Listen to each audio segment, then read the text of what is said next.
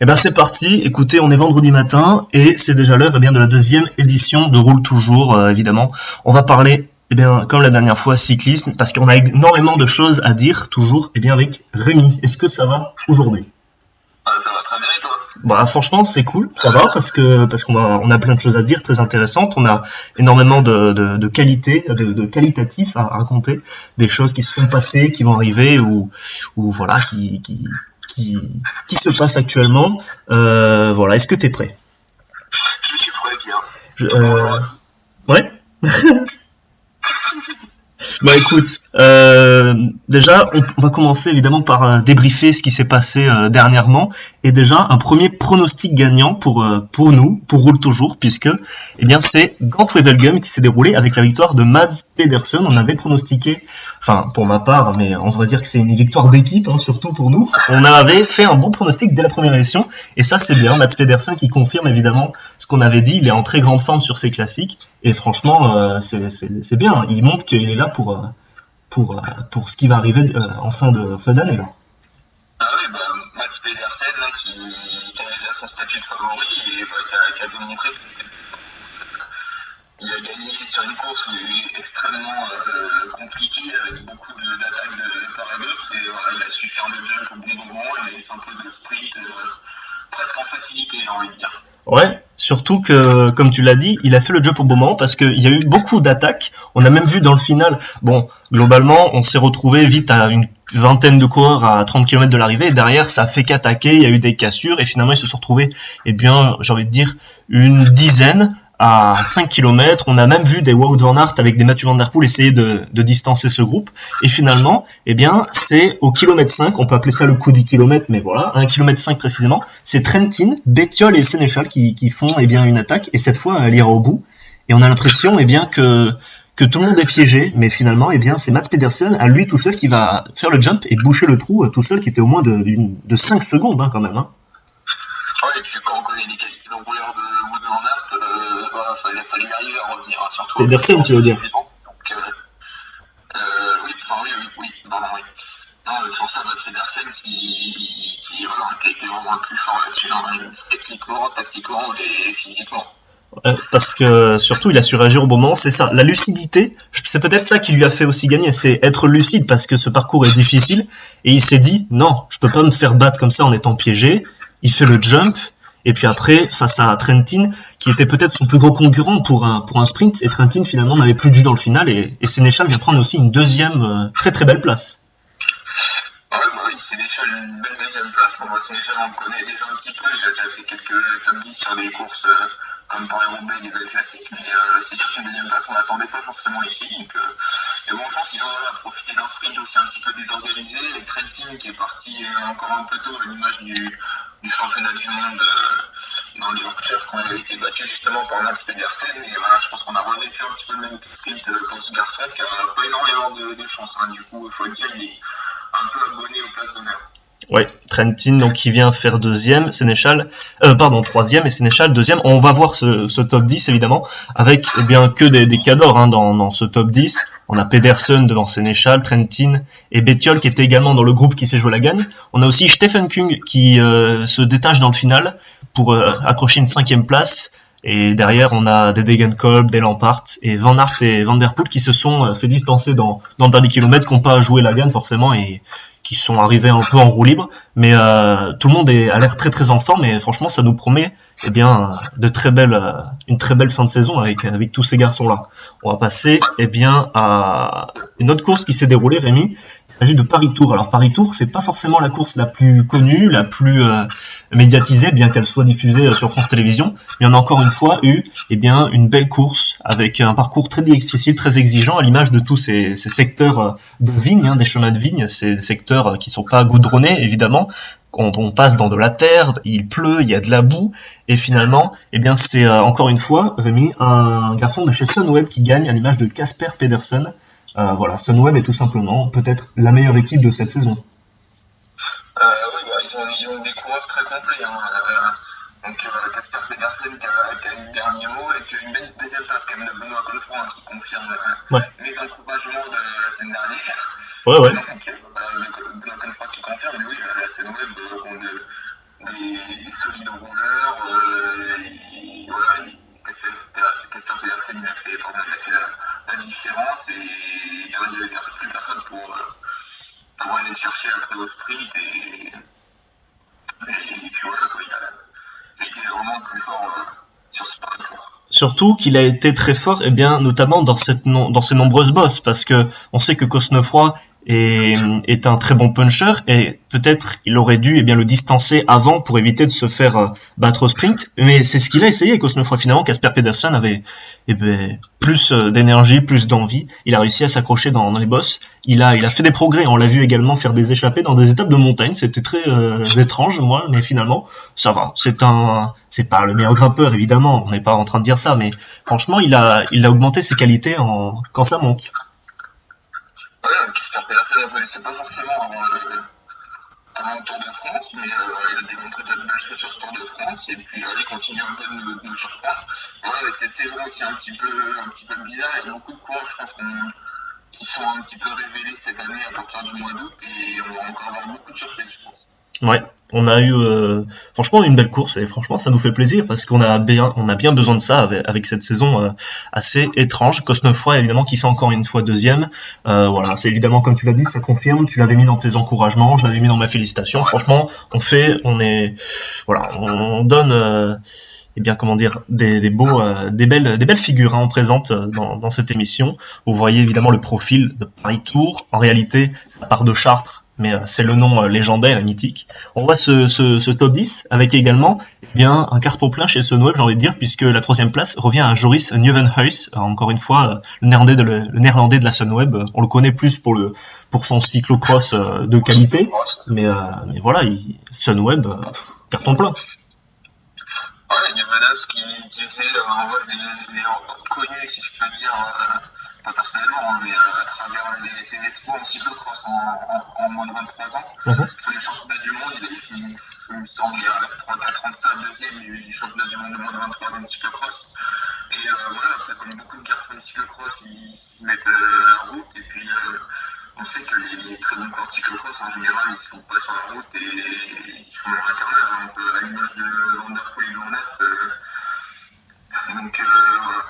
Évidemment, Une force en présence pour cette équipe aussi pour encore de longues années, on espère. Bien sûr, Sunweb a vraiment une palette de coureurs qui sont axés qui nous époustouflent tout simplement. Voilà, et Nieuwenhuis encore une fois vient du cyclocross à l'image de tous ces garçons que tu as cités. Le cyclocross est une véritable usine à talent, tout simplement. On va également passer à une course qui s'est déroulée. Là, on a vraiment que des classiques, des courses d'un jour. C'est le Grand Prix de l'Escaut. Voilà, aussi appelé Scale de Prige. Caleb Ewan s'est imposé. Alors, vous voyez le parcours, c'est tout plat. C'était, on va dire, un sprint qui était inévitable à Schoten. Et voilà, Caleb Ewan qui gagne. C'était très désorganisé, pardon. Est-ce que tu peux nous parler un petit peu de ce qui s'est passé dans ce final, parce que c'était très décousu. On a eu une petite surprise à l'arrivée. Un final très nerveux, déjà, on connaît sur ce genre de course de petites classiques, sur ce genre de parcours, on sait qu'à chaque fois ça va être très nerveux, les routes ne sont pas forcément très larges. Donc ça va pas douter, c'est Pascal Ackermann qui fait une énorme vague pour lancer son sprint, qui touche la roue avant du coureur de derrière et voilà, qui provoque une chute assez massive quand même, avec plusieurs coureurs à terre, avec je pense quelques coureurs qui s'en sont sortis avec des fractures. Oui. Donc voilà, un sprint encore très houleux, et au final Caleb Ewan qui était un peu plus fort sur ce sprint, il n'y a pas à douter. Mais voilà, un sprint un petit peu bizarre encore, et voilà, c'est un peu dommage de voir ça. C'est de plus en plus souvent, j'ai l'impression. Est-ce que tu penses que évidemment, Caleb Ewan, on peut le dire, il était intouchable, on le connaît, c'est l'un des 2 meilleurs sprinteurs du monde, j'ai envie de dire, avec Sam Bennett. Caleb Ewan était peut-être intouchable, mais est-ce que tu penses que sans, la nervosité, peut-être cette vague d'Ackermann, le podium aurait été chamboulé? Non, honnêtement, je pense pas. Je pense que Caleb Ewan était vraiment le plus fort, parce qu'il est parti déjà de devant pour lancer son sprint, donc il n'avait pas énormément d'aspiration et tout. Donc je pense que Ackermann, s'il avait les jambes, il aurait pu revenir. Je pense pas que lui, il a été gêné du coup par la chute qu'il a provoquée. Et après, voilà, les coureurs de derrière, je pense qu'ils étaient déjà battus. Donc, non, je pense que Ewan était vraiment plus fort. Par contre, après, pour la 2e, 3e place, oui, ça aurait peut-être changé quelque chose. La 2e place, justement, on va y revenir puisque c'est Nicolo Bonifazio, le coureur italien de la Total, qui vient prendre la 2e place, et Brian Cocard la 3e. Alors peut-être que sans la disqualification d'Ackermann, eh bien Cocard ne serait pas sur le podium, mais finalement, ça fait quand même du bien de voir Cocard un petit peu, j'ai envie de dire, avec un petit prix, j'ai envie de dire, parce que sur le Tour de France, quand on est 2e ou 3e, on n'a pas de prix, alors que là, on est sur le podium, eh bien, d'une petite course, mais franchement, ça fait quand même du bien au moral pour Brian Cocard. Ah, c'est sûr, et puis non, et puis le Châle de Price, c'est pas non plus la course du village, donc ça fait toujours plaisir. Ouais. Et puis, non, et puis d'un côté, on peut dire qu'il fait 3e parce que Ackermann a été déclassé, mais si Ackermann n'avait pas été déclassé, c'est-à-dire qu'il n'aurait pas fait ce sprint-là, et s'il n'avait pas fait cette vague, je pense qu'il aurait été enfermé, il n'aurait pas pu lancer son sprint comme il le voudrait. Donc je pense que si Ackermann n'avait pas provoqué cette chute, il n'aurait pas été sur le podium. Donc non, il mérite sa 3e place, Brian Cocard, et puis c'est tout à son honneur, et puis voilà, une belle récompense. Caleb Ewan devant Bonifazio et Brian Cocard. On note également que Sam Bennett était présent, mais eh bien sans doute gêné dans ce sprint. Il n'a pas, sur les images vues de dessus, on voit qu'il relâche son effort à 500 mètres assez tôt, et finalement il prend que la 8e place. Mais Sam Bennett, franchement, est-ce que tu penses que Sam Bennett, sans être gêné, aurait pu titiller Caleb Ewan? Il aurait pu faire podium, mais après, parce qu'il était quand même déjà assez loin, donc il aurait dû, même sans la chute, il aurait fallu qu'il remonte quand même énormément de place et tout, donc Caleb Ewan était déjà vraiment devant, et puis Caleb Ewan, on sait déjà que sur un sprint tout vraiment très peu à la régulière, on sait qu'il est un peu plus fort que Sam Bennett, il a un petit peu plus de puissance. Donc honnêtement, je pense que Sam Bennett aurait eu du mal à revenir après, il aurait peut-être pu gagner, mais je pense que ça aurait été très, très compliqué, et que je pense que Caleb Ewan aurait quand même gagné, il était vraiment fort ce jour-là.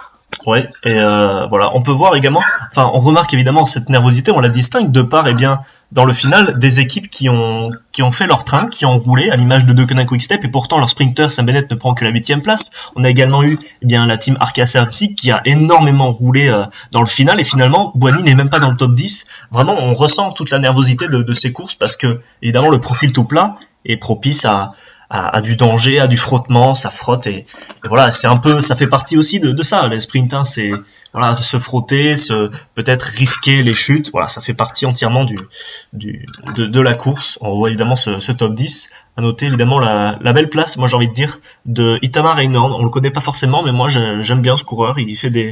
J'ai l'impression qu'il prend un peu plus de valeur, le sprinter israélien de la Israel Startup Nation, et moi ça me fait plaisir. Est-ce que tu as peut-être, je sais pas, est-ce que quelqu'un est-ce que voir un nom précis dans ce podium t'a fait un petit peu plaisir dans ce podium?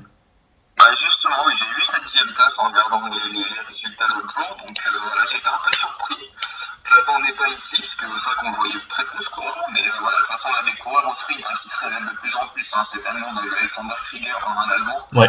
Donc, c'est le même genre de personnage, et puis, donc vraiment, ça fait plaisir de voir ce genre de coureur, surtout que voilà, comme le sprint était assez désorganisé, donc il a peut-être pu tirer son épingle du jeu aussi grâce à ça, mais voilà, ça fait toujours plaisir de voir de nouveaux coureurs comme ça, un coureur israélien en plus, il me semble. Ouais. On n'en a pas encore beaucoup, donc voilà, c'est très bien de voir ça aussi.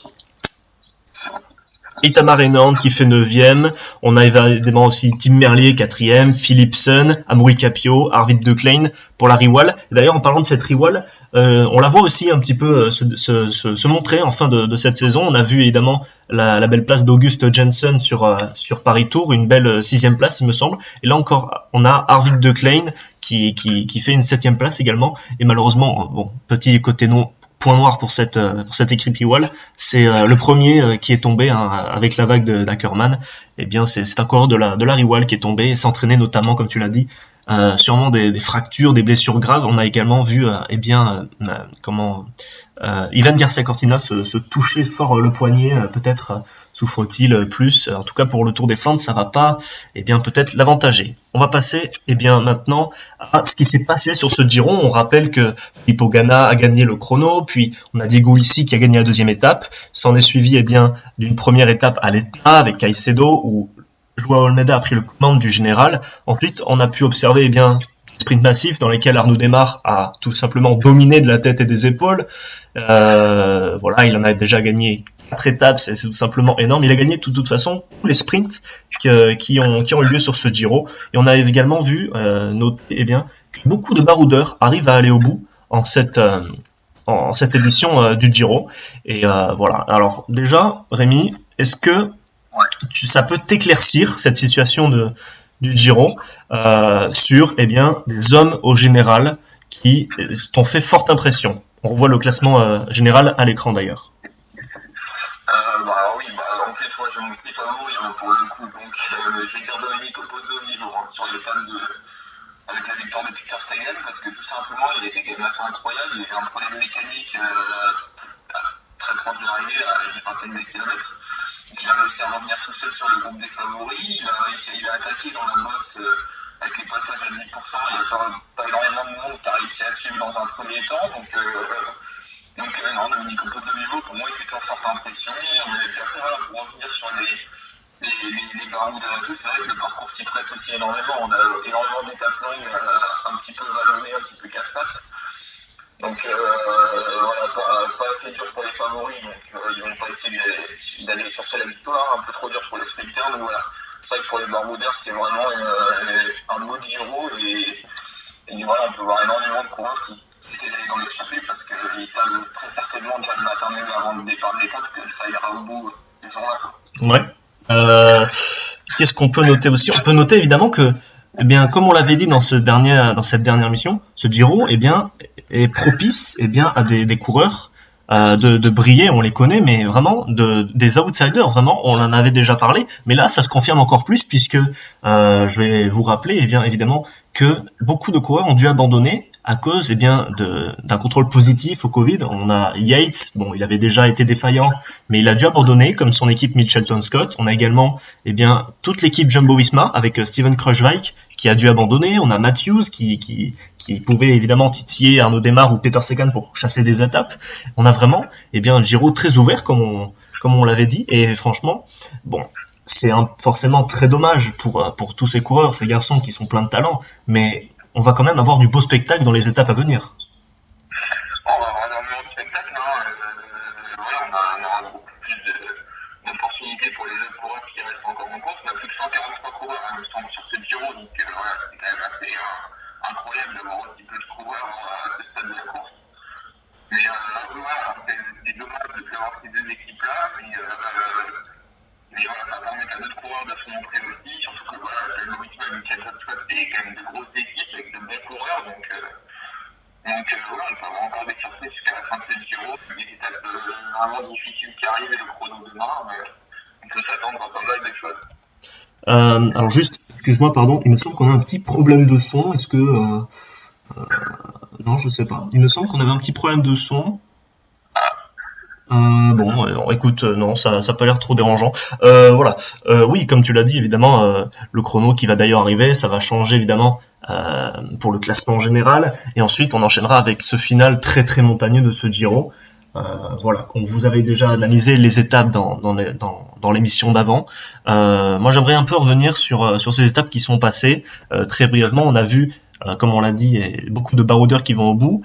Hier encore, ce fut assez intéressant puisqu'on avait un beau duel Narvaez-Padoun. Bon, finalement, la crevaison et la malchance aura eu raison de l'Ukrainien.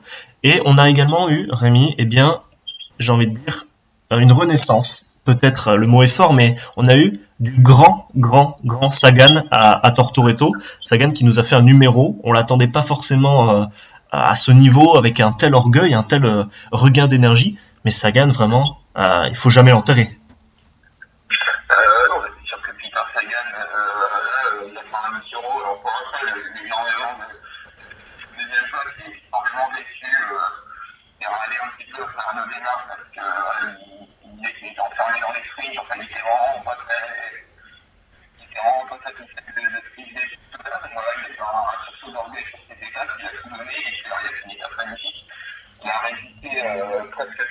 envie de dire, avec le coureur échappé au retour d'un sprint qui s'est roulé tout le monde, Arnaud Démarre qui est à la planche. Donc pour revenir en sprint intermédiaire, donc ils ont évité en grand patron. Donc il a fait vraiment très forte impression, un peu comme il a fait sur Paris-Roubaix il y a quelques années, quand il avait gagné devant Sylvain Vignier. Donc voilà, un coureur comme ça, il ne faut jamais l'enterrer. Je pense qu'il a fait un an travailler son équipe toutes les étapes d'avant, donc il s'est dit cette étape, je vais pas la lever, quoi. Et ça va être un peu court après pour aller chercher Maillot Cyclamen dans les étapes prochaines, je sais pas. Et ce qu'on peut voir aussi avec ce regain d'orgueil de Peter Sagan, c'est qu'on aura un beau duel en perspective avec Arnaud Démarre pour le maillot cyclamen. Avantage évidemment à Arnaud de par sa supériorité au sprint, mais Sagan peut grappiller des points sur des étapes difficiles, peut-être gagner évidemment dans des échappées, mais surtout Arnaud Démarre va falloir faire attention pour les délais dans cette fin de Giro. Oui, tout à fait. Sagan, il va forcément, on sait c'est un des meilleurs pour aller chercher les points comme ça sur les maillots cyclamen, les maillots verts, les meilleurs sprinters. Donc on sait que dans les étapes un peu difficiles, il passe les bosses, il passe un peu tout Sagan. Donc sur la régularité, il est assez hors norme. Donc voilà, ça va être compliqué pour Arnaud Démarre d'aller garder ce maillot cyclamen. Donc voilà, il a une étape aujourd'hui qui peut arriver au sprint, donc où il peut augmenter encore son écart. Et puis après pour les délais, Arnaud Démarre, on sait qu'il grimpe quand même pas trop mal, donc je ne me fais pas trop de soucis pour lui. Donc voilà, après ça dépendra aussi à quel rythme montent les favoris dans les étapes de montagne, mais je me fais moins de soucis de ce côté-là pour Arnaud. Arnaud Démarre, tu penses évidemment qu'il n'y aura pas de problème, et peut-être pourquoi pas ramener ce maillot cyclamen qui, voilà, dans les interviews il dit que c'est pas sa priorité, mais franchement il va falloir songer à y penser, parce que sur les sprints on voit bien que c'est lui le patron. Les Gaviria, les Odeg ou les Ballerini ou pourquoi pas les Viviani, Consoni quand Consoni sprint, on voit qu'il est largement au-dessus de tous ces garçons-là. Arnaud Démarre, je ne vois pas comment ce maillot cyclamen peut lui échapper à la pédale en tout cas. Non, mais bien sûr, de toute façon, c'est le meilleur sprinter de ce Giro. Donc, il dit qu'il n'y pense pas et tout ça, et c'est sûrement vrai en fait. Hein. Comme les victoires d'étape ramènent 50 points, alors que les sprints intermédiaires n'en ramènent que 15 ou 12, voilà, le calcul il est vite fait. Donc, Arnaud, il a juste à se concentrer sur les victoires d'étape, et automatiquement, il a le maillot cyclamen sur le dos ensuite, quoi. Voilà, après, ce qui change, c'est les sprints intermédiaires où il essaye de les faire. On a vu la victoire de Peter Sagan où il essayait de revenir avec toute la Groupama dans le sprint intermédiaire pour peut-être faire les points. Donc voilà, c'est là où ça peut être compliqué. Mais après, Arnaud, il a juste à jouer les victoires, et si tout se passe bien, il peut ramener ce maillot à la maison. Et d'ailleurs, ce serait son premier maillot distinctif sur un grand tour. Et franchement, Arnaud Démarre, on le disait déjà la semaine dernière, il a vraiment passé un cap cette année. C'est vraiment partie de l'un des meilleurs sprinteurs du monde. Mais franchement, Arnaud Démarre, il m'épate. Franchement, il est exceptionnel et comment dire, gagner quand même 4 étapes sur ce Giro, surtout que il y a eu 4 étapes pour peu sprinter, il a gagné les 4. C'est quand même une performance que très peu de coureurs sont capables de faire. C'est vraiment incroyable. Hein. Moi aussi, il m'avait pas Arnaud Démarre. Alors, pas parce que je pensais qu'il était moins bon au sprint, mais c'est surtout de par sa sévérité incroyable. Hein. On a été sur des arrivées extrêmement compliquées, avec énormément de virages, de ronds-points à l'approche de l'arrivée. Et il arrivait à rester très calme, à rester placé dans la roue de ses équipiers. Donc, il faut aussi un énorme boulot. En fait. Ouais. Mais il arrive à rester toujours placé, très calme, très serein. Il a fait encore, on a vu sur sa 4e victoire, là où il fait un sprint décollé, où il reste 2-3 mètres derrière Jacopo Guarneri pour lancer son sprint après, pour avoir plus d'aspiration. Enfin voilà, il est incroyable de calme, et forcément ça lui réussit. Donc tout ça joue incroyable. Il lance de loin, personne n'arrive à le rattraper.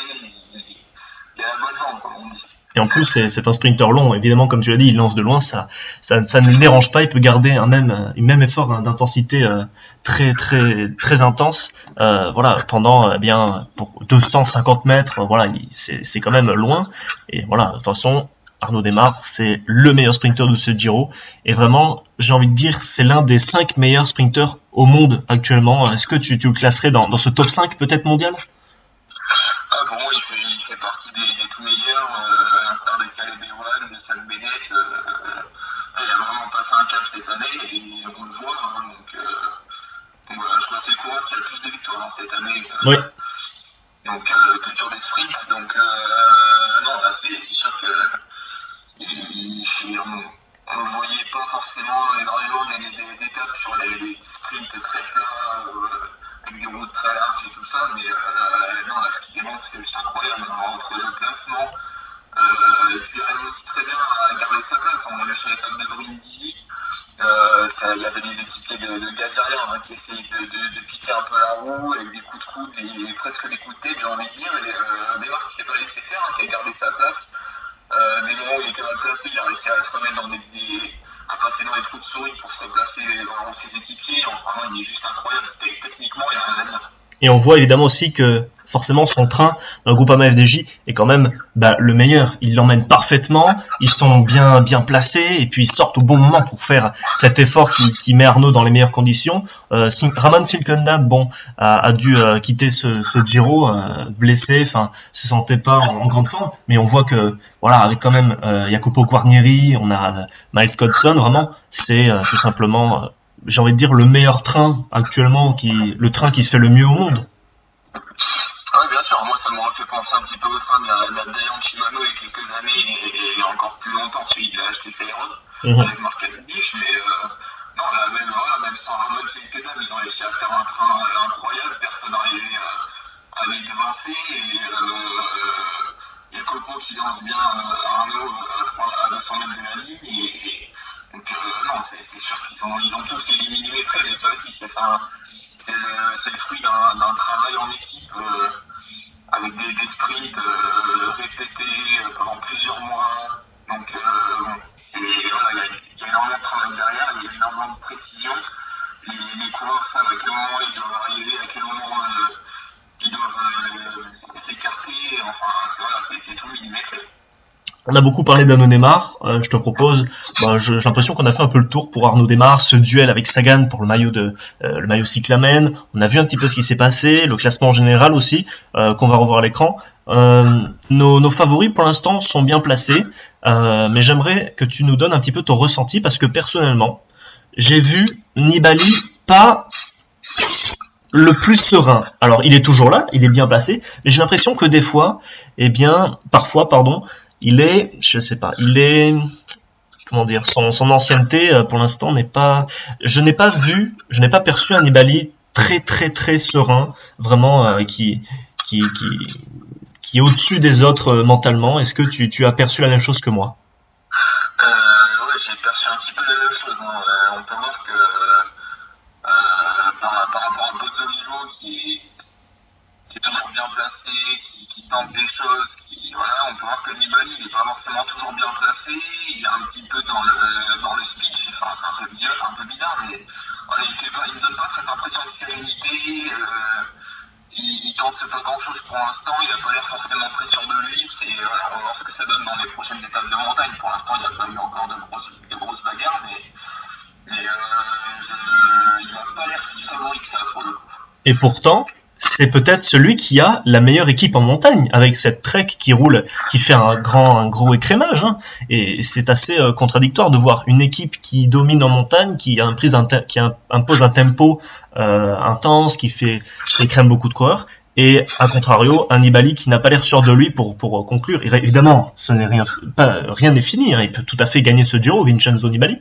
Il y a encore plein d'étapes de montagne. Mais voilà, dans le ressenti, dans l'attitude, c'est pas un coureur qui veut gagner le classement général. Il n'a pas l'attitude de Nibali là. Non, c'est sûr. Après, il faut aussi rouler ses équipiers, mais c'est peut-être aussi lui pour la confiance, pour savoir qu'il a vraiment le leader, c'est persuadé qu'il est leader. Mais voilà, après ça témoigne rien de sa force et on l'a vu hein, avec cette monnaie qui avait fait rouler toute la Mitchelton Scott pour au final se faire péter au milieu de tête là donc voilà, ça ne veut pas forcément dire grand chose. Des fois il faut un peu se méfier des apparences aussi qu'elles soient positives avec Nibali qui fait rouler ses hommes, mais négatives aussi, on peut voir qu'il n'a pas l'air forcément très serein. Mais c'est peut-être aussi un rôle qui se donne, hein, peut-être que pour faire croire qu'il n'est pas au mieux, pour que les autres favoris ne se méfient pas de lui, et pour placer l'attaque après au bon moment.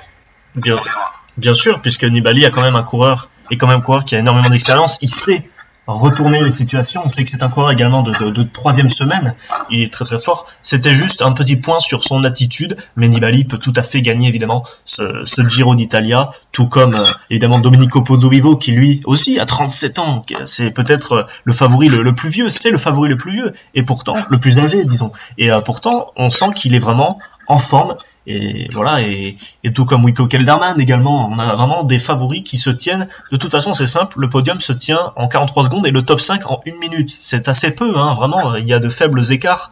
Ça a l'air quand même pas mal, mais c'est vraiment... et encore, le chrono va encore changer les choses. Mais on a vu également voilà, une équipe NTT qui eh bien, se retrouve sûrement galvanisée par l'enjeu d'avoir un Pozzovivo qui est très très en forme. On a vu Ben O'Connor rouler, Gabe Exheimer, on a vu Luis Meintjes également, NTT également qui a l'air de bien se montrer en montagne au fur et à mesure des étapes et peut-être venir titiller la Trek. Ouais, et puis voilà, il faut te dire, moi j'ai rarement vu comme ça.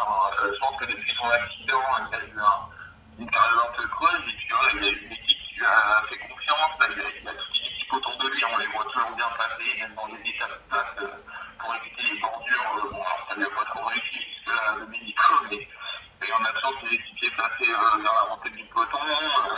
Ils n'ont pas de sprinter, donc ils ont vraiment que lui comme leader à protéger, à s'occuper entre guillemets. Donc voilà, ils sont de très bons coureurs. On a Victor Campenaerts pour assurer la poursuite en cas de bordure ou pour revenir sur les éventuels échappés. On a Luis Meintjes qui est un très bon grimpeur. On a Ben O'Connor. Donc non, on a que de très bons coureurs dans cette équipe et qui sont dévoués pour lui. Donc maintenant, avec la forme en plus qu'il démontre, tout est bon pour cette équipe.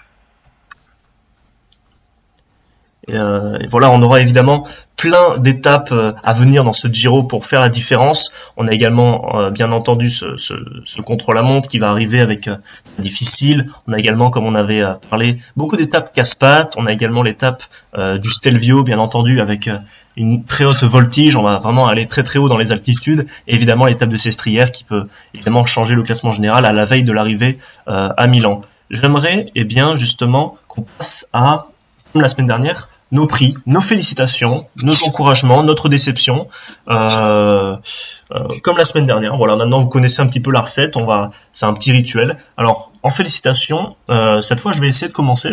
Je pense peut-être qu'on a mis le même, c'est pas forcément sûr, mais voilà, je pense qu'on a mis peut-être le même. Moi j'ai mis Arnaud Démare, tout simplement. On a le même, évidemment. Arnaud Démare, c'est pas vraiment une surprise. C'est le plus fort et il mérite amplement ses félicitations. J'ai envie de dire, c'est peut-être même pas assez des félicitations, des simples félicitations.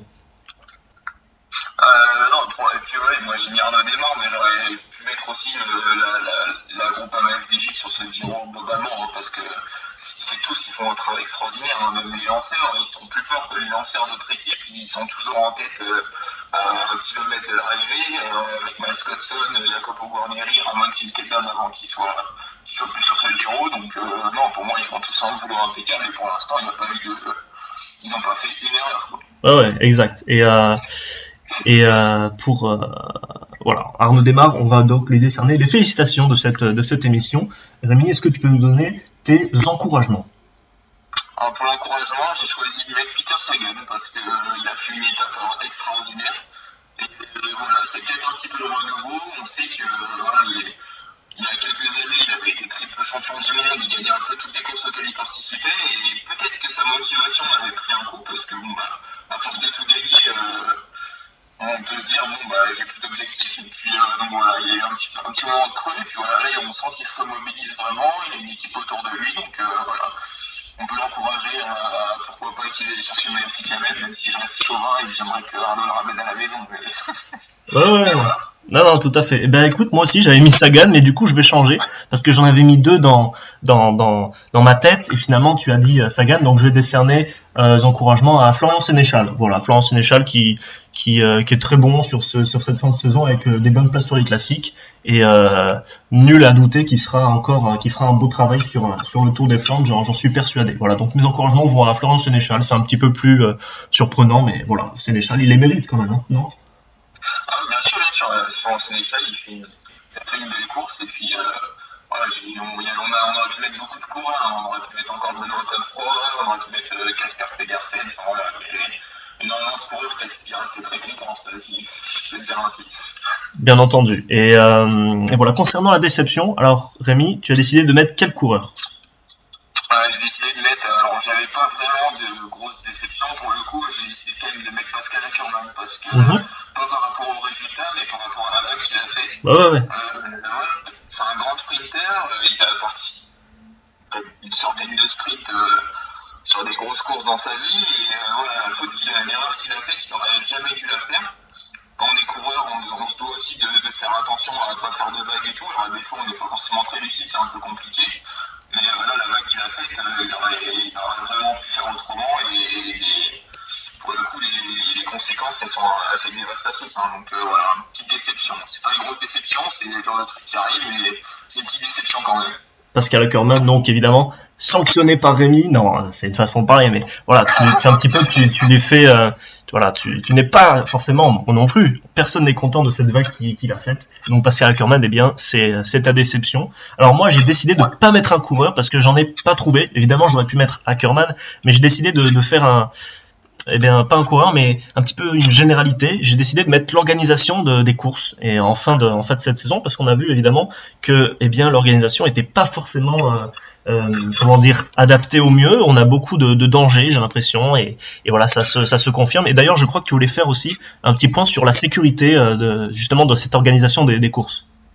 Ouais, bah tout à fait. Non, c'est sûr que c'est ça que j'ai pas pensé à le mettre dans les déceptions, parce que je pensais vraiment au coureur, mais non, pour le coup, l'organisation, c'est vraiment de pire en pire. On l'a vu déjà sur le Tour de Pologne avec cette chute de Jakobsen qui a été vraiment très grave pour le coup, à cause de barrières pas attachées, d'un final en faux plat descendant où les coureurs forcément arrivent à plus de 80 km/h. Donc c'était vraiment déjà des choses pas très judicieuses. Et là, on peut le voir sur ce Giro avec les motos qui sont mal placées. Hier, une moto dans un rond-point qui vient fausser la route d'Elia Viviani et donc le mettre par terre. On a vu sur les têtes de Brindisi une moto qui indique le panneau des 8 km et qui se retrouve au milieu du peloton. Voilà, toutes ces choses-là, les panneaux Les arches. Les panneaux qui sont. Les arches, pardon. Qui sont à l'intérieur de la route, donc du coup qui provoquent des rétrécissements. Voilà, toutes ces choses-là, c'est assez lunaire quand ça arrive en milieu professionnel. Bien sûr. Parce que pour apporter une petite touche personnelle, c'est vrai que dans les courses amateurs, déjà, sur les courses, moi j'ai pu voir des choses, des voitures qui rentrent sur le circuit à contresens, enfin, c'est le genre de trucs qui arrivent quand même de temps en temps, donc là ça galère un peu de partout, mais bon, là, c'est des courses amateurs, on peut se dire, les mecs ils font ce qu'ils peuvent pour la sécurité. D'ailleurs, on est sur le Giro, enfin, le Tour d'Italie, normalement, la sécurité c'est plus, quoi. Bien sûr. Donc, de voir ça, je trouve ça quand même assez hallucinant, et enfin, voilà. Tout le monde nous parle de la sécurité, mais pour l'instant, il y a personne qui a fait quoi que ce soit, que ce soit à l'UCI ou. Enfin, bon. Non, c'est exact, hein, c'est assez aberrant de voir ces choses-là, parce que le cyclisme est un sport déjà très difficile physiquement, mais les conditions ne sont pas forcément les plus faciles. Évidemment, on a évidemment du danger qui vient de partout, et surtout la sécurité est primordiale, hein, pour ce sport. Faites attention, que vous soyez cycliste ou même rouleur, faites attention, parce que même petit message, enfin, je doute qu'ils nous écoutent, mais voilà, les organisateurs essaient vraiment de mettre l'accent sur ça, parce que la course sera plus belle avec ça.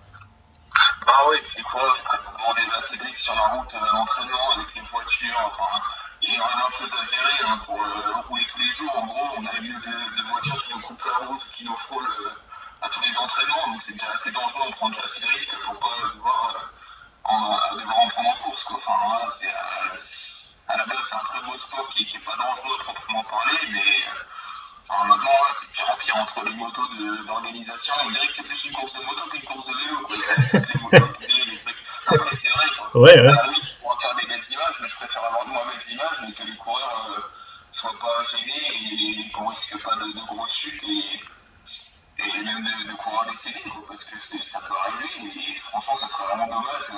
Voilà. Non, c'est sûr. Et voilà. c'est sûr. J'ai rien d'autre à ajouter. C'est vrai, ça me fait un peu de peine de voir un peu tous ces accidents qui arrivent ou tout le danger qu'il y a de plus en plus. Voilà, c'est de plus en plus risqué et franchement, c'est assez aberrant.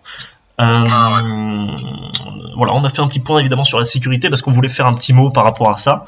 Je te propose qu'on change un petit peu les idées, qu'on parle positif, voilà, qu'on parle un petit peu de notre Julien national. Parce que j'avais une question à te poser. On sait que Julien va disputer son premier Tour des Flandres dimanche. Alors, une simple question. Est-ce que Julien peut briller sur le terrain que sont les pavés? La question qui tue. Non, alors, Julien, c'est un peu inconnu par rapport à nous. Alors, lui, il doit sûrement déjà savoir ce qu'il est capable de faire. Mais pour moi, ça aurait été un Paris-Roubaix avec vraiment tout plein. Il n'aurait pas eu le gabarit pour passer et tout ça. Maintenant, là, les côtes pavées, on sait que les côtes déjà très raides, Julien, ça ne fait pas peur. Donc voilà, est-ce que les pavés vont vraiment changer quelque chose à sa manière d'approcher les côtes? Je suis pas forcément certain, et même s'il sera moins à l'aise, je pense qu'il peut quand même passer ses côtes avec les meilleurs. Moi, je suis pas convaincu complètement qu'il puisse, voilà, gagner un Tour des Flandres, parce que voilà, il y a mur, mais il y a mur pavé surtout, et vraiment, quand on sait que même certains grimpeurs qu'on a l'habitude de voir, même des putschers, eh ben, butent dans ces pavés. Je ne suis pas encore convaincu que Julien puisse briller comme il brille sur les classiques pour puncher, voilà, comme il a l'habitude de nous le faire.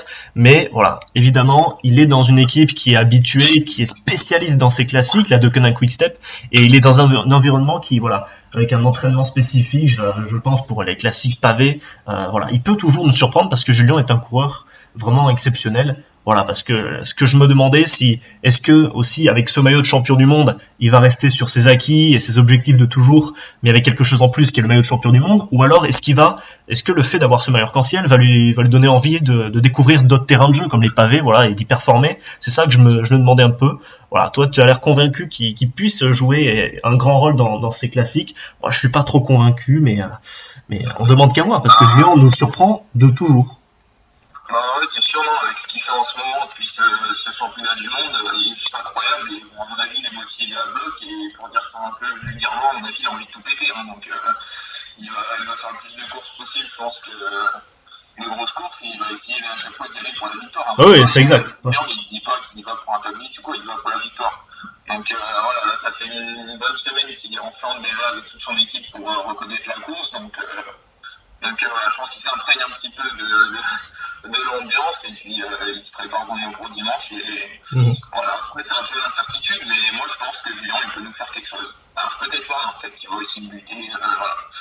Mais ça serait pas étonnant qu'il fasse un podium, qu'il arrive avec les meilleurs sur cette heure de course. Non, il peut tout à fait nous surprendre. En parlant des classiques, Rémi, pavé ou pas, des classiques. Alors, on a évidemment eu l'annulation de l'Amstel Gold Race. Voilà, on a eu également à travers la Flandre qui a été annulée, Paris-Roubaix. Et du coup, eh bien, il y avait une préparation pour être en forme sur ces classiques. Il y a eu une saison modifiée une première fois. Voilà, et ensuite, quand les dates ont changé, la saison a été remodifiée dans la foulée et encore modifiée. Alors, quand les classiques vont avoir vraiment lieu, là, au printemps, Rémi, est-ce qu'il y a un risque que les coureurs ne soient pas prêts, tout simplement?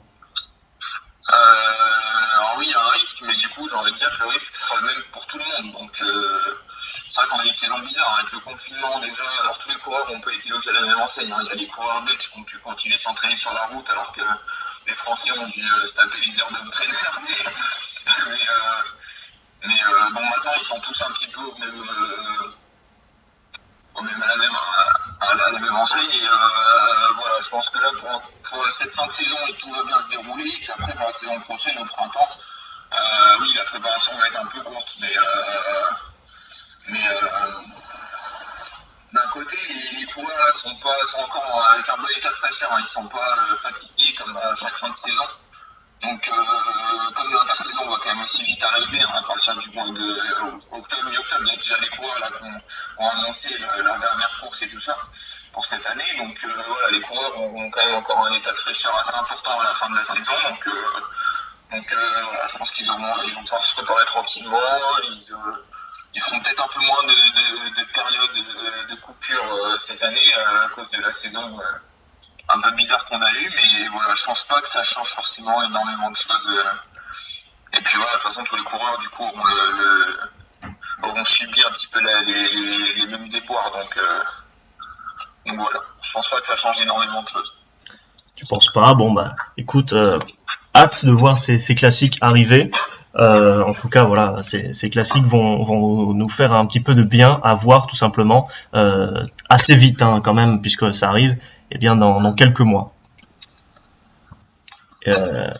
Voilà, donc ces classiques vont quand même arriver assez rapidement et voilà, ces classiques qui sont quand même légendaires dans le calendrier, ce sont des courses très très importantes. En parlant de légende, Rémi, j'ai envie qu'on fasse un hommage à quelqu'un qui quitte le peloton international. Et voilà, il s'en va après une belle et longue carrière. Je veux bien sûr parler de Mark Cavendish. Mark Cavendish, avant que tu puisses nous en parler, j'aimerais quand même revenir sur des stats parce que Mark Cavendish c'est un homme, c'est un coureur, mais c'est surtout des chiffres et des nombres très importants. On a quand même 167 victoires chez les professionnels pour Mark Cavendish. On a 48 étapes sur les grands tours, 30 sur le Tour de France avec en prime un maillot vert. On a également 15 étapes du Tour d'Italie avec un maillot de meilleur sprinter, 3 étapes du Tour d'Espagne et un maillot de meilleur sprinter, un Milan-San Remo en 2009, un titre de champion national en 2013 et surtout un titre de champion du monde en 2011. Voilà, Mark Cavendish qui s'est exprimé à la fin de Gant Wevelgem, très ému, hein, versant même quelques larmes. Il évoquait la fin de sa carrière en citant « C'est peut-être la dernière cause de ma carrière ». Voilà, Mark Cavendish qui maintenant, eh bien, à l'issue de ce Grand Prix de l'Escaut, eh bien, quitte le monde du cyclisme. Alors Rémi, qu'est-ce que ça t'évoque déjà, Mark Cavendish? À quoi tu penses quand tu entends le nom Mark Cavendish? Mark Cavendish, je pense à Roddy Street, Manuel Vert, non, Mark Cavendish, c'est un petit peu lui aussi qui a instauré les trains hein, pour le sprint avec son équipe HTC Road au début. Et voilà, honnêtement, il a fait bénéficier à tous les sprinteurs de sa génération. Il vient sur le Tour de France, il y a 3 années consécutives, il a gagné 5 étapes sur le Tour de France. Enfin, il a fait une razzia incroyable. C'est un coureur en norme pendant une dizaine d'années. Mark Cavendish, c'est Mark Cavendish quoi. Alors même s'il a plus le niveau qu'il avait maintenant, dès qu'on le voit, on sait que ça reste un grand bonhomme. Bien sûr. C'est ça qui est fort. Donc je pense après il prend sa retraite au bon moment parce que honnêtement du coup il est bien moins bon qu'avant, mais voilà, ça va quand même laisser un vide dans le peloton. Bien sûr, Mark Cavendish, on peut vraiment même parler de meilleur sprinter de tous les temps, ou enfin certains diront de sa génération, du siècle, de la décennie, mais c'est quand même l'un des meilleurs sprinters de tous les temps. Il a quand même réalisé un quadruplé sur les Champs-Élysées. Que dire de plus? C'est waouh, Mark Cavendish, quel homme quoi. C'est sûr, ça va faire un vide dans le peloton parce que Mark Cavendish, il peut être arrogant, il frotte beaucoup, il a un mauvais caractère de sprinter, mais ça, j'ai envie de dire, c'est normal avec leurs attitudes. Mais Mark Cavendish, j'ai surtout envie de retenir une notion, c'est que c'est une légende et il a la classe. Mark Cavendish, c'est un coureur de classe mondiale, vraiment. Il a, comment dire, une aura, Mark Cavendish, et franchement, ne plus le voir, ça va nous manquer, tout simplement. Ouais, Cavendish, c'est une légende, hein, c'est une légende. Donc, sur le Tour de France, ou sur le Tour d'Espagne, enfin, il a excellé au sprint pendant plusieurs années. C'est vrai qu'il a cette part d'arrogance. Il avait cette part d'arrogance où il disait dans une interview, je me rappelle, où il disait qu'éventuellement il y a un sprinter ou une équipe qui pourrait être plus fort que lui ou que son équipe à lui, mais qu'il ne penserait pas que ça arriverait. Enfin voilà, des déclarations quand même assez chocs. Hein. Ouais. Et quand on voit ce qu'il faisait, en fait il disait juste la vérité quoi. Donc voilà, Cavendish, c'est un beau travail, hein, c'est pas venu comme ça, c'est l'aptitude de sprint et voilà, il est tout simplement énorme. Bien sûr. Je pense qu'aussi, ces dernières années, il avait moins de puissance. Et je pense qu'aussi, après les nombreuses chutes qu'il a eu dans les sprints, les fractures un peu type de la clavicule, je pense que ça l'a un peu refroidi aussi avec l'âge. Il a dû se rendre compte un peu du danger, surtout en ces temps un peu tristes du cyclisme. Et voilà, je pense que ça l'a refroidi un petit peu, mais non, ça restera une légende du vélo de toute façon à vie. Hein. C'est 30 victoires sur le Tour de France, c'est juste incroyable. Bien sûr, bien sûr. Et Mark Cavendish, voilà, qu'il soit présent sur les courses ou pas, on s'en souviendra tout le temps. Son nom évidemment est toujours présent dans les mémoires. Mark Cavendish, voilà, qui a brillé, vraiment. C'est, je pense personnellement, c'est le meilleur sprinter de tous les temps. Voilà, quand je regardais des sprints à la télé, c'était c'était beau parce qu'il y avait du Cavendish, quoi. C'était beau. On voyait eh bien un coureur très très véloce avec vraiment une cadence de pédalage qui déboîtait tout le monde. On se rappelle de victoires vraiment même hallucinantes où il mettait 10 mètres au moins à ses adversaires. Et ça me rappelle aussi ces duels, hein, pourquoi pas avec quand il se tirait là un petit peu la bourre avec Marcel Kittel ou même avec d'autres sprinters un petit peu aussi sur âgés comme Greipel. Enfin, voilà, ça nous rappelle vraiment de très très bons souvenirs. Mark Cavendish, c'est pour moi le meilleur sprinter de tous les temps, en tout cas le plus mémorable. Bon Rémi, on a fait notre petit hommage qu'on voulait à cette légende qui est Mark Cavendish. Maintenant, je te propose eh bien qu'on passe au plus gros, j'ai envie de dire le principal de cette émission.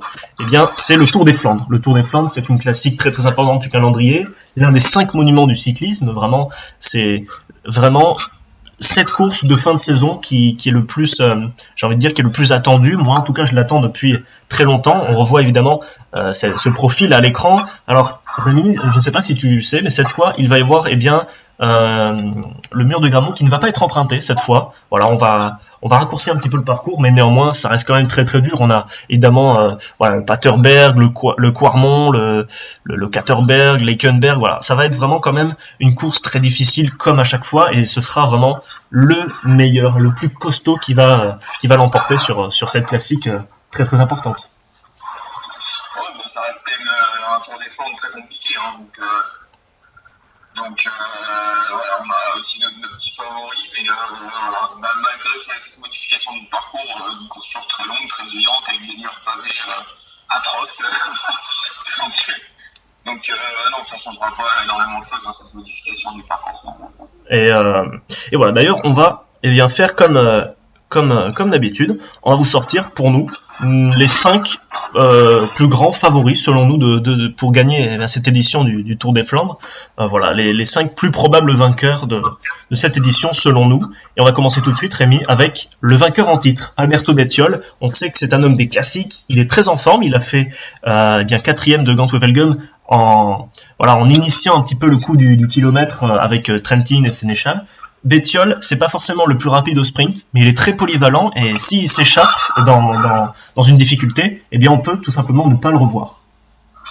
Ouais, Bettiol qui avait gagné en solitaire l'année dernière d'ailleurs, devant un petit groupe de coureurs, donc non, toujours très fort, il faut s'attendre aussi à ce qu'il essaye de jouer quelque chose. Alors il ne gagnera pas au sprint, effectivement, il n'a pas les qualités pour. Mais voilà, il peut surprendre un peu son monde, pour peu aussi que ça se regarde un petit peu derrière entre les Van Aert, les Van Der Poel et tout ça.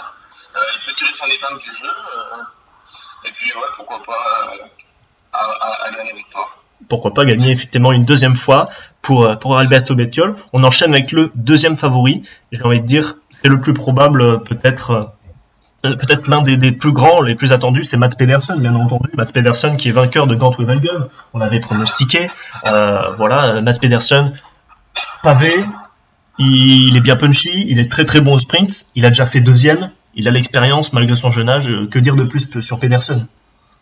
Ouais, Mats Pedersen il a fait 2e, et puis quand on voit maintenant ses qualités au sprint, 2e aux Champs-Élysées, derrière Sam Bennett, enfin, c'est juste hallucinant, donc il sait tout faire ce garçon-là. Donc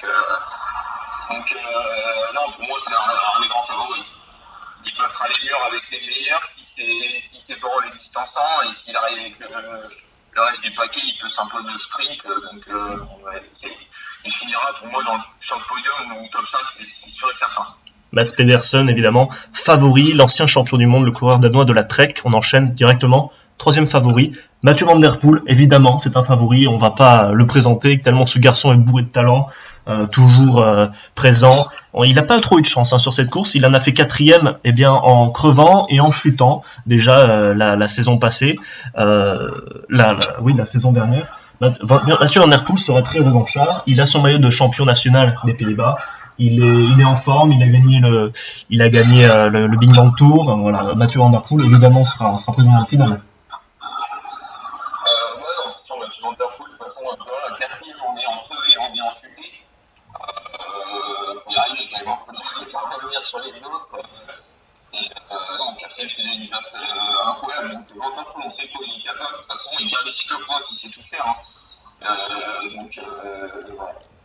Van Der Poel, il peut aussi s'imposer au sprint, alors il est peut-être moins rapide qu'un Mats Pedersen, mais voilà, il peut sortir aussi à 5 km, il peut faire le coup 10 km, enfin il est capable de tout de toute façon ce coureur, donc on peut s'attendre à tout de sa part. Mathieu Van Der Poel, bien entendu, est favori. Et notre quatrième favori, voilà, c'est un petit peu son rival de cyclocross, c'est Wout van Aert. Wout van Aert, évidemment, très en forme, saison exceptionnelle, vainqueur de Milan-San Remo, de l'Estrade Bianche, 2 étapes du Tour, hein, un travail d'équipier formidable. Il sait tout faire à l'image de Mathieu Van Der Poel.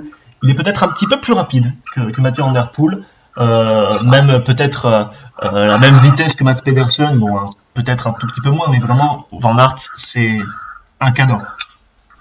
Van Aert, il sait tout faire, oui, c'est un peu le même profil type que Mathieu Van Der Poel, mais par contre, il est plus rapide, pour moi, il est plus rapide sur le sprint. Il a gagné l'étape de Lavore sur le Tour de France au sprint, après des coups de bordure et tout ça, donc il y avait moins de sprinters au rendez-vous, mais il a quand même gagné une bonne mètre, donc voilà, pour moi, il peut vraiment aller chercher la victoire au sprint, et puis même dans les meilleurs pavés, hein, déjà on avait sur le championnat du monde, ce qu'il a fait c'était incroyable, il a pas réussi à suivre Gilles dans le mur, mais au sprint pour la deuxième place il était vraiment tout seul, donc après une longue course comme ça amusante, pour moi c'est un des grands favoris, et c'est mon grand favori. Ah d'ailleurs, tu places direct comme ça, c'est ton grand favori. Moi j'ai dit comme ça, je suis un fou. Non, de toute façon, non mais pour moi, je vais pas le cacher plus longtemps, pour moi c'est le grand favori. Wout van Aert, évidemment, eh bien, le favori de Rémi, on allait y venir après justement pour nos favoris, mais déjà tu places un petit peu la barre. Wout van Aert, évidemment, j'ai hésité. Ouais, je prends pas trop de risques. Non, mais c'est pas grave, hein. On dit ce qu'on pense, on est libre aussi de dire ce qu'on veut comme coureur. Vraiment, j'ai hésité à le mettre, j'ai beaucoup hésité, mais finalement je n'avais pas choisi lui au final.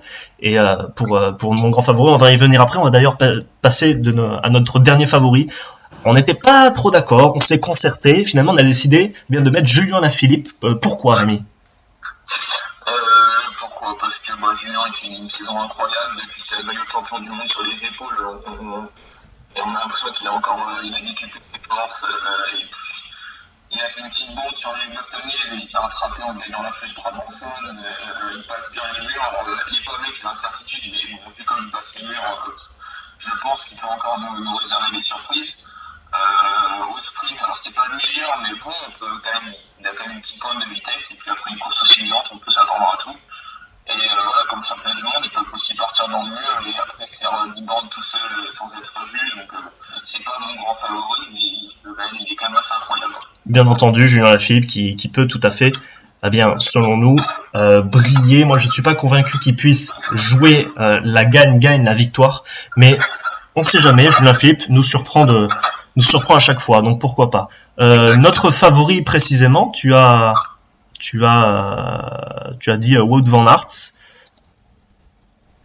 Et moi, pour ma part, Rémi, mon favori, alors ça a beaucoup travaillé un petit peu dans ma tête, parce que j'avais très envie de mettre Wout van Aert. Au début, vraiment, je vais pas te le cacher, je voulais mettre Van Aert comme mon grand favori. Et finalement, après, j'ai réfléchi, ça s'est transformé assez rapidement en Pedersen, d'accord ?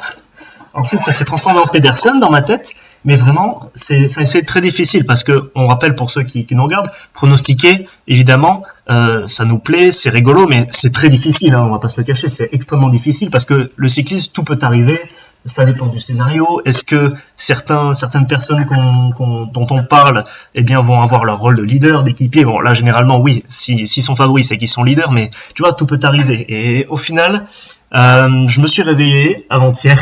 c'est très bizarre. Je me suis réveillé avant-hier. Tu sais, ce genre d'intuition, c'est faux, mais tu vois, tu as une visualisation. Et en fait, je me suis imaginé un coureur gagner le Tour des Flandres. Je ne sais pas pourquoi j'ai eu cette pensée. Et voilà, je vais pas te cacher plus longtemps. Je sais pas pourquoi. Mon cerveau a imaginé Søren Kragh Andersen gagner le Tour des Flandres. Me demande pas la raison, mais voilà. Ouais, c'est une très très grosse cote. C'est vraiment la grosse cote du chef, quoi. C'est la surprise. Je sais pas pourquoi j'ai vu Søren Kragh Andersen gagner. Je vous le présente à l'écran, mais je vais pour mon favori. C'est juste, je vous fais cette petite aparté. Mon favori, c'est Mathieu Van Der Poel, d'accord? Mon favori, c'est Mathieu Van Der Poel. Après une longue réflexion, je pense que Mathieu Van Der Poel, aura à cœur de faire mieux que la dernière fois parce qu'il est frustré évidemment de cette 4e place en étant tombé, en ayant crevé. Il a les capacités, il passera bien évidemment ses bosses pavés. il a gagné une très très belle étape en partant de loin sur le Big Bang Tour, donc les grands mouvements, les grandes manœuvres d'assez loin de l'arrivée, il connaît, et pourquoi pas, il part avec un Van Aert, il peut le lâcher dans une côte, enfin voilà, tout peut arriver, mais je pense bien que Mathieu Van Der Poel gagnera. Voilà, j'ai réfléchi, j'ai beaucoup hésité, je pense que Mathieu a les capacités pour, et enfin ça c'est sûr, mais je pense qu'il gagnera. Mais voilà, retenez quand même que si imaginons que Søren Kragh Andersen gagne, je l'ai pas pronostiqué, mais voilà, imaginons qu'il gagne, au moins je vous en aurais parlé, d'accord? Je sais pas pourquoi, j'avais envie de vous présenter ce coureur. Søren Kragh Andersen, après pourquoi pas, il a fait un beau Tour de France, il a gagné 2 étapes en partant un petit peu de loin, c'est un très bon rouleur, il a gagné le chrono aussi là, sur le Big Bang Tour, donc voilà, après j'ai fait un peu dubitatif quant à ses capacités à passer les murs pavés, mais bon, c'est un coureur endurant, il commence à avoir un peu d'expérience, donc on sait jamais, tout peut arriver de toute façon sur ce genre de course, on va avoir une belle surprise. Oui, effectivement, on aura une très très belle course, ça, on n'en doute pas une seconde. Bon, écoute, on a parlé du Tour des Flandres, c'est bon, on a fini, on a présenté nos favoris.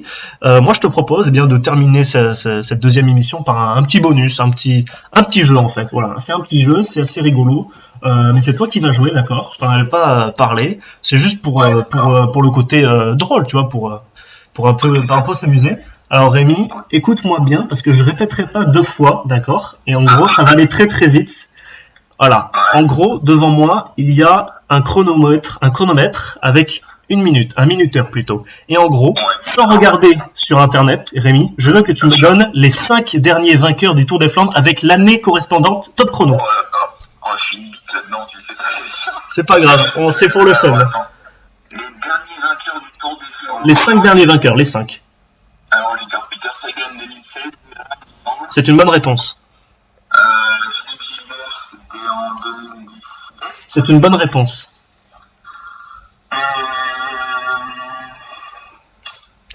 J'ai réfléchi, hein. Il n'y a pas eu un Lampard qui a gagné Non. Pas longtemps, non, 30 secondes. Je suis très très nul à ça, hein. Je retiens jamais. Peut-être celui de l'année dernière, c'est plus facile. Celui de l'année dernière, c'est le plus facile peut-être, non? Je me rappelle même plus. Ah, si je suis un déchet. Attends, ça va revenir. 10 secondes. 5, 4, 3, 2, 1. Et c'est fini Rémi, t'en as trouvé 2 sur 5, ça va. Au moins t'as trouvé les bonnes années, parce que c'est aussi important les années, parce que on peut voir un petit peu en fonction de la forme de certains coureurs ou de leur âge, voilà. Tu avais trouvé donc Sagan en 2016, c'est une bonne réponse. Sagan qui avait magnifiquement, bien sûr, il avait cherché bien cette victoire sur le Tour des Flandres 2016. Tu as trouvé Philippe Gilbert également, légende Philippe Gilbert avec son maillot de champion de Belgique en 2017. Quelle course de Philippe Gilbert. Avec la chute de Sagan, Van Avermaet et Nyssen. Qui était derrière, il me semble. Oui, c'était ça. Ils étaient en poursuite de Philippe Gilbert et une veste accrochée sur une barrière, une veste d'un spectateur accrochée sur une barrière. Sagan avait pris la barrière. C'est ça. Qui était derrière avait pris la veste voilà. d'un spectateur. Voilà, ils ont fait la chute tous les 3 et ça leur a coûté la victoire, mais finalement c'est quand même une belle victoire de Philippe Gilbert. Tu l'avais trouvé, t'en as trouvé 2 sur 5. Voilà, écoute, je vais te donner les solutions. En 2015, t'as pas peut-être une petite idée de qui avait gagné? 2015, je sais pas, j'aurais dit peut-être un Niki Terpstra ou non. Ah, c'est marrant parce que là le temps il est fini, hein, le jeu est terminé, mais Niki Terpstra a bien gagné dans les 5 derniers, mais c'était en il a gagné. Oui, 2018, Terpstra. D'accord. Je pensais pas qu'il avait gagné si récemment.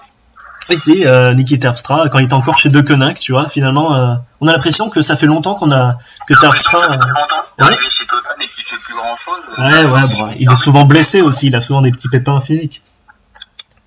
Ouais. Bon, alors, il y avait 2015 avec la victoire d'Alexander Kristoff. Ah oui, en plus, c'est un coureur que j'aime bien pour le coup. Et oui, en plus, tu l'avais pronostiqué vainqueur de Gant-Wevelgem. Voilà, Christophe, il a gagné une étape sur le Tour. Et voilà, il avait gagné le Tour des Flandres 2015. 2016, c'était Peter Sagan, tu l'avais dit. 2017, Philippe Gilbert, tu l'avais dit aussi. Et Terpstra, c'est en 2018. Et puis, celui de l'année dernière, c'est dommage que tu l'aies pas trouvé, c'est le plus facile. C'était Détiol, en 2019. Ah, mais oui, Bettiol, c'est vrai. Voilà. J'ai revu en plus les images il y a 2 jours. Et oui. Bon, ouais, c'est Bettiol qui gagne l'année dernière. Et... Bettiol, on n'était pas encore très habitués, hein, c'était un peu la découverte aussi. Donc, Non, c'est vrai. Et c'était sa première victoire dans le professionnel. Ouais, c'est assez surprenant. Une belle victoire. C'est rare hein, de voir ce genre de parcours dans cette carrière. Tu ne gagnes pas et sa première course est un monument du cyclisme. Comme première victoire, surtout sur une course où en général c'est des jeunes d'expérience qui gagnent. Donc non, c'est vrai que c'était assez étonnant. Mais pourquoi pas, ça fait du bien aussi de voir des fois ce genre de scénario aussi. Non, c'est toujours bien pour les anecdotes et voilà, ça fait toujours... Il faut pas forcément gagner 150 courses, mais il faut gagner les bonnes. C'est ça, exactement. Il faut avoir les jambes au bon moment. Voilà. Écoute, je crois qu'on ça touche à sa fin. Voilà, on a fait un peu plus court que la dernière fois. On a fait 1 heure. On va essayer évidemment au fur et à mesure qu'on va prendre de l'expérience dans ce genre d'émission, et bien aller à l'essentiel. Et pourquoi pas faire un format plus court pour être mieux apprécié mieux apprécié. Enfin, en tout cas, on va prendre de l'expérience et ça nous fait plaisir, tout simplement. Et écoute, Rémi, merci encore une fois d'avoir pris ton temps, parce que voilà, je sais que t'en as pas beaucoup forcément. Ouais, ça fait plaisir aussi, donc merci à toi. C'est une bonne initiative de faire ces émissions. Après, on va essayer aussi, je parle aux personnes qui nous regardent, de faire des formats aussi peut-être un peu différents, des fois, avec des étapes vraiment détaillées. Les phénomènes de course, les coups de bordure, voilà, toutes ces choses-là, on va essayer de varier un petit peu. Et voilà, moi, ça me fait plaisir de faire ça avec toi, Pierre. Écoute, merci, c'est pareil pour moi. Et écoutez, je vous remercie à tous, à toi et à ceux qui potentiellement nous regardent. Voilà, écoute, on va se quitter là et on se retrouvera très vite, évidemment, pour pourquoi pas débriefer ce Tour des Flandres et surtout pour pouvoir parler, pourquoi pas de la fin du Giro et surtout de la Vuelta qui arrive à grands pas. La Vuelta qui arrive, déjà dans 5-6 jours, il me semble, hein, ça passe vite. J'avais pas pensé que ça arrivait si vite, mais ouais. Déjà, fin octobre, on va voir cette Vuelta, donc c'est intéressant. Exactement, une fin de saison qui promet. Merci à tous et on se retrouve très très vite.